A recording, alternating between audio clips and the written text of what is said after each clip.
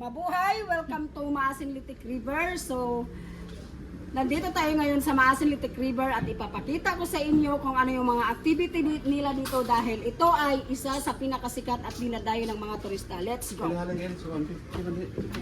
So guys, pagdating natin dito, marami tayong makikita na mga bulaklak. Ito ay tinatawag na bombel sa Bisaya. So, wag nyo na akong tanungin sa English kasi alam nyo naman siguro.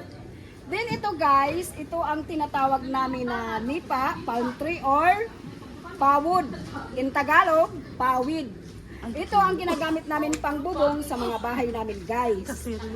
Alam nyo guys, nung maliit pa kami, yung mga bahay na may bubong na ganito, ibig sabihin mahirap. Yung may bahay na naka-sin, mayaman. So tara, doon tayo. Sin? Dito tayo dito.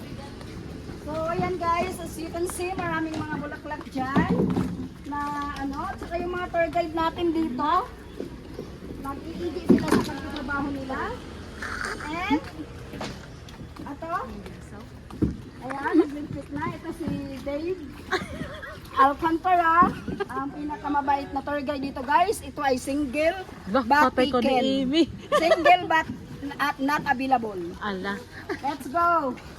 Interviewin natin yung mga drone pilot kung ilan yung na-drone nila ngayon.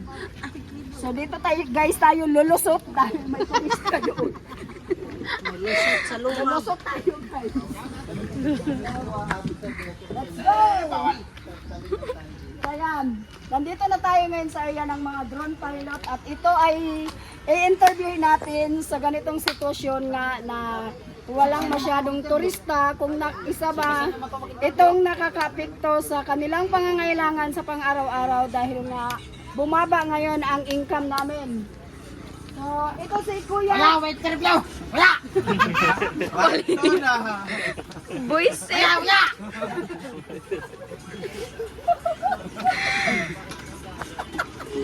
Nakasan mo makakagaro ba? Sa usisi.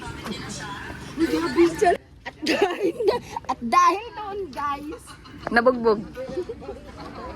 Nabugbog. pagpasok ko ng Maasin River, nung nag-interview ako, nagalit ang mga drone pilot. Kaya binugbog siya. Kaya tingnan niyo kung anong nangyari sa kanya. Kaya kayo, wag kayong magtanong sa taga-drone shot, baka kayo ay magkaganyan. Kawawa naman yung vlogger natin. Parang pinatol na. Guys, nang hindi mo sila susuhulan. Ayun.